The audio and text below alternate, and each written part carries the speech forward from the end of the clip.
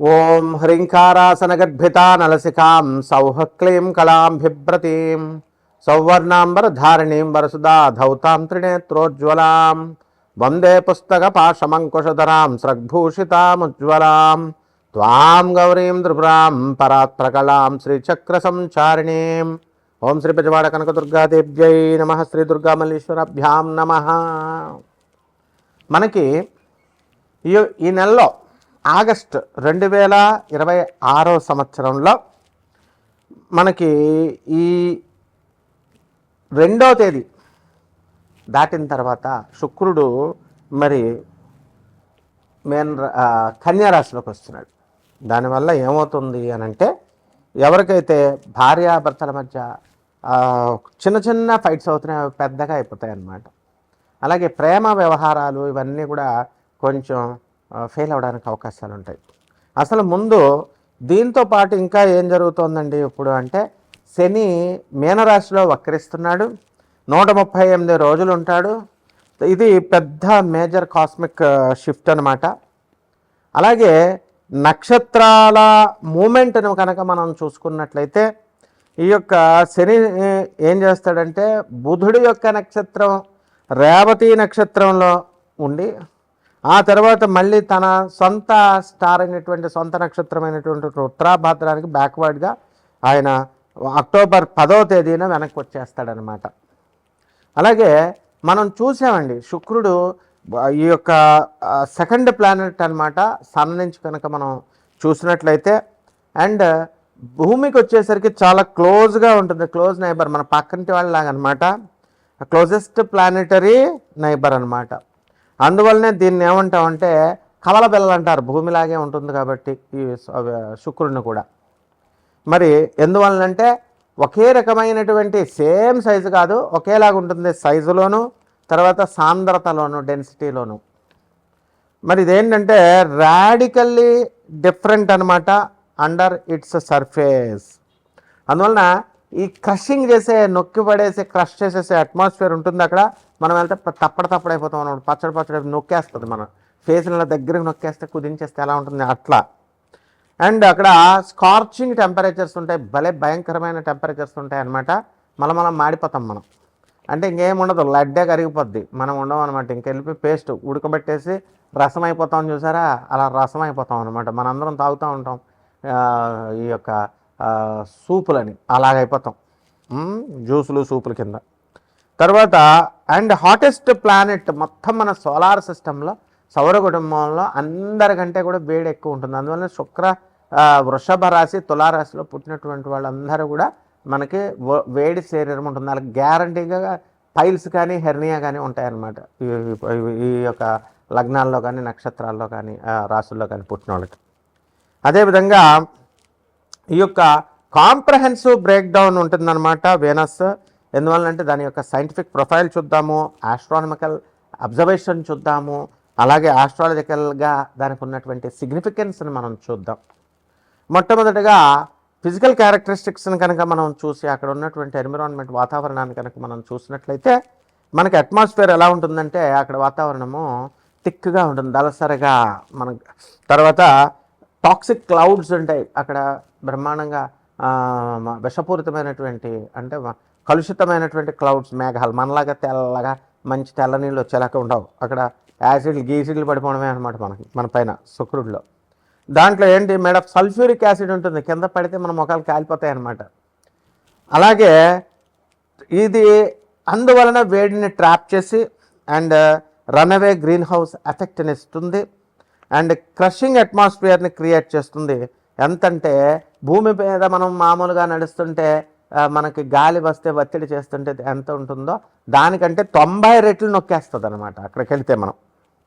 అలాగే దాని మీద ఉన్నటువంటి సర్ఫేస్ టెంపరేచర్ని కనుక మనం చూసినట్లయితే, మనకి 465 డిగ్రీల సెంటిగ్రేడ్ ఉంటుంది. మనం ఇక్కడ 40 డిగ్రీలు వచ్చేసరికి అబ్బా ఉష్ అన్నీ ఏసీ కావాలా అని ఫ్యాన్లు వేసేసుకుంటాం. 40 వచ్చేసరికి మా రాజమండ్రి వచ్చేయండి, మీకు శుభ్రంగా ఇలా కారిపోతూ ఉంటాయి అన్నమాట చెమటలు. మేము రైలు కోటర్స్లో చదువుకుంటున్నప్పుడు షర్ట్లు గిట్లు ఉండవు, కారిపోవడమే అంతే.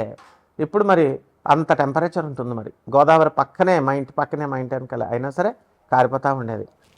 మరి అలాంటిది 900 డిగ్రీల ఫారెన్హీట్ లేదా 465 డిగ్రీల సెంటిగ్రేడ్ వేడి ఉంటుంది. ఇది లెడ్ని కూడా మెల్ట్ చేసేస్తుంది, కరిగిచ్చేస్తుంది అనమాట, అంత టెంపరేచర్ ఉంటుంది. అలాగే ఎక్స్ట్రీమ్ టోపోగ్రఫీ అని కనుక చూసినట్లయితే ఇది డెజలేట్ ల్యాండ్స్కేప్, అంటే ఐసోలేటెడ్గా ఉంటుంది.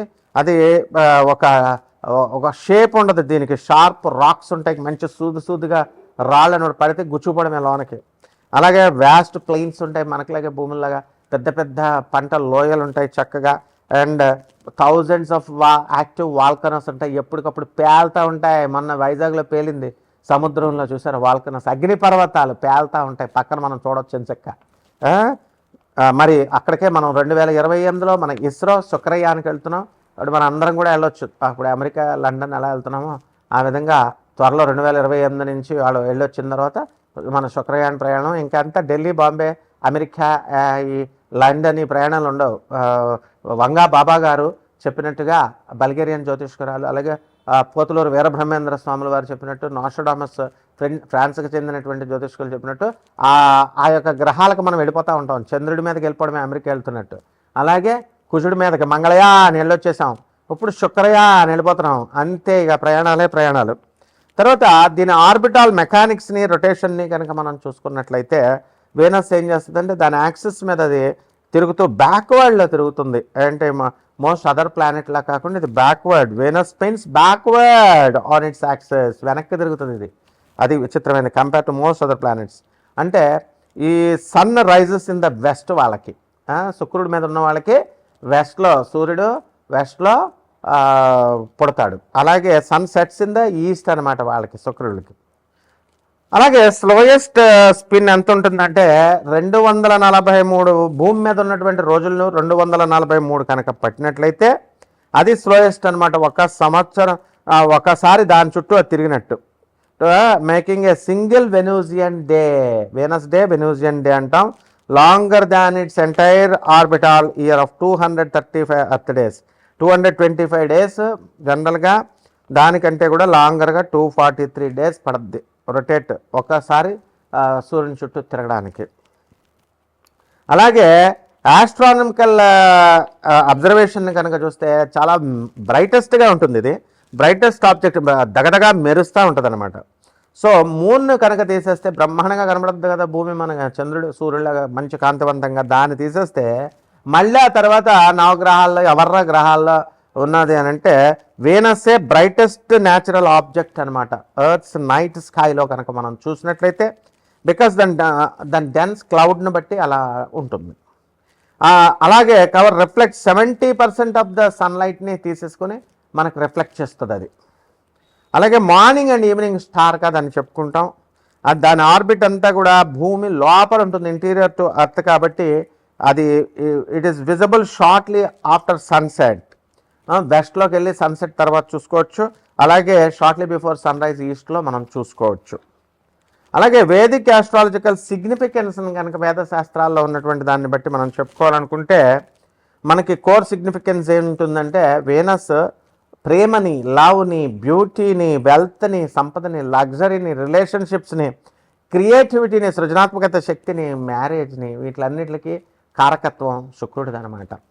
మరి రాశి రోలర్షిప్ దగ్గరికి వచ్చేసరికి అది వృషభ రాశికి, తులారాశికి స్వక్షేత్రాలవి. అలాగే మీనరాశిలో మంచి ఎనర్జీ అంతా కూడా స్ట్రాంగ్గా మ్యాక్సిమం స్ట్రెంత్ ఉంటుంది. అండ్ వీకెస్ట్ స్ట్రెంత్ కన్యారాశిలో ఉంటుంది. ఇప్పుడు అది ఉంది. ఇంతకీ ఏమిట్రా కదా అంటే ఈ కన్యారాశి 2 ఆగస్ట్ నుంచి మనకి 2026 సంవత్సరం నుంచి శుక్రుడు వీక్ అయిపోయాడు. కాబట్టి దీనికి కరెంట్ స్టేటస్ ఏంటంటే మనకి బ్రైట్ మార్నింగ్ స్టార్గా ఈస్టర్న్ స్కైలో మనం చూడొచ్చు. అండ్ ఆగస్టు 12న 2026 సంవత్సరంలో 6 ప్లానెట్ అలైన్మెంట్ ఒకటి మనకి కనబడబోతుంది. ఆ 6 ప్లానెట్స్ అదేమిటంటే బుధుడు, కుజుడు, గురుడు, శని, యురానస్ అండ్ నెప్ట్యూన్. ఇవన్నీ కూడా పెద్ద ఆర్చ్లాగా ఆకాశంలో మనకు కనబడబోతుంది. దీనివల్ల మనం ఒక్కొక్క రాశికి ఏ విధంగా ఉంటుందో మనం విడివిడిగా ద్వాదశ రాశుల వారికి చూద్దాం. ఎవరైతే ఈ యొక్క ఇదంతా కూడా మనము కోటాను మంది కామన్ ప్లాట్ఫారంగా గోచార రీత్యా మనం చెప్తున్నాం.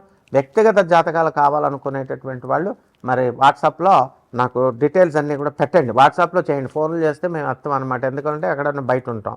మీకు ఏం కావాలో సమస్య వాయిస్ మెసేజ్ని కానీ లేదా వాట్సాప్లో పెట్టండి. ఒక్కొక్క రాశి వారికి ఎలా ఉంటుందో చూద్దాం. వృశ్చిక రాశి, ఈ రాశి వారికి అందరికీ కూడా శని వక్రించే జూలై 27వ తేదీ నుంచి మనకి డిసెంబర్ 10వ తేదీ వరకు ఉన్నాడు. బాగుంది, అదొక లెక్క, మధ్యస్థంగా ఉంటుంది. రెండో బాంబే ఏంటంటే ఇక్కడ మనకి శుక్రుడు మనకి నేచపెట్టాడు ఈ యొక్క కన్యారాశిలో. దానివల్ల మనకి లాభంలోకి వచ్చినటువంటి శుక్రుడు వల్ల అనేకమైనటువంటి ప్రయోజనాలు మనకి జరగాలి. కానీ ఆ ప్రయోజనాల్లో కొన్ని తగ్గిపోవడానికి అవకాశం ఉంది. ఆయనే వీక్ అయిపోయాడు శుక్రుడు, ఇంక మీకేమిస్తాడు? కాబట్టి ధనాన్ని మనం సంపాదించాలి అనే కసితో ఉంటారు. ప్రేమ వ్యవహారాల్లో ఉన్నటువంటి వాళ్ళు కొంచెం డిసప్పాయింట్ అవ్వడానికి అవకాశాలు ఉంటాయి. అలాగే ఈ రాశి వారికి అందరికీ కూడా మనకి కొత్త కొత్త పరిచయాలు ఏర్పడడం, కొత్త కొత్త ఊర్లు వెళ్ళడం, ఇలాంటివన్నీ వస్తాయి. మొన్నటిదాకా అష్టమ గురుడు వల్ల చేసినటువంటి అప్పులన్నీ కూడా మీకు ఇప్పుడు భాగ్యంలోకి వచ్చినటువంటి గురుడు కొన్ని అప్పులు తీరుస్తూ ఉంటాడు. గురుడు, రవి, బుధులు మొత్తం అందరూ కూడా భాగ్యస్థానంలో ఉండి చక్కగా మీకు అప్పుల బాధల నుంచి మిమ్మల్ని కొద్దిగా బయటపడేస్తూ ఉంటారు. అదేవిధంగా ఈ యొక్క ప్రభుత్వం నుంచి అనేకమైనటువంటి సంక్షేమ పథకాలు ఇవన్నీ కూడా మీకు అందడానికి అవకాశాలు ఉంటాయి. ప్రభుత్వం నుంచి గుర్తింపు రావడము, అలాగే మీ తండ్రి గారి యొక్క ఆరోగ్యం మంచిగా అవ్వడము, ఇవన్నీ కూడా మీకు లాభాన్ని చేకూరుస్తాయి. అదేవిధంగా మీ పిత్రార్జితమైనటువంటి ధనము, మీ తండ్రి సంబంధం, మీ తాతల దగ్గర నుంచి రావాల్సినటువంటి సంపద ఏదైతే ఉందో అదంతా కూడా మీకు వచ్చేయడానికి అవకాశాలు అధికంగా ఉన్నాయి. వాటాలు గొడవలు లేకుండా వేసుకోవడం, ఇవన్నీ కూడా. అలాగే పంచమ శని ఉన్నాడండి మీకు. దానివల్ల మనకి పిల్లల నుంచి కొంచెం వాళ్ళ అనారోగ్యంగా ఉండడము, లేకపోతే వాళ్ళ వల్ల కొంచెం టెన్షన్స్ రావడము, ఇలాంటివన్నీ కూడా ఉంటాయి. అలాగే ఫెర్టిలైజర్ షాప్స్, వ్యవసాయం ప్రొడక్ట్స్ ఇవన్నీ కూడా మంచిగా సాగుతాయి. అలాగే రైతులు కూడా మనకి అధికమైనటువంటి పంటను పండించడం, ఇవన్నీ కూడా చేస్తారు. సాఫ్ట్వేర్ ఉద్యోగాలు కోల్పోయినటువంటి వాళ్ళందరికీ కూడా ఉద్యోగాలు ఇంకా టైం పడుతుంది రావడానికి, కానీ రావడం మాత్రం డెఫినెట్గా వస్తుంది.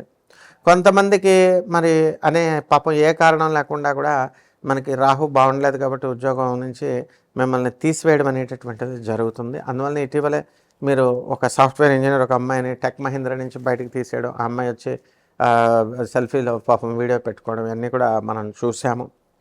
అలాగే మల్టీనేషనల్ కంపెనీస్లో క్యాంపస్ ఇంటర్వ్యూల్లో విద్యార్థులందరూ కూడా మనకి పాస్ అయిపోవడానికి అనేకమైనటువంటి అవకాశాలు కనబడుతున్నాయి. అలాగే వీళ్ళకి సిలియాక్ డిసీజెస్ అనేటటువంటివి రావడానికి అవకాశాలు ఉన్నాయి. ఇమ్యూన్ డిజార్డర్ అంతా కూడా ట్రిగ్గర్ అయ్యి మనకి ఈ యొక్క దీనికి తిండి నుంచి గ్లూటోజ్ తర్వాత ఇవన్నీ తినడం వల్ల స్మాల్ ఈ యొక్క ఇంటెస్టైన్ అంతటినీ కూడా డ్యామేజ్ అవుతుందన్నమాట.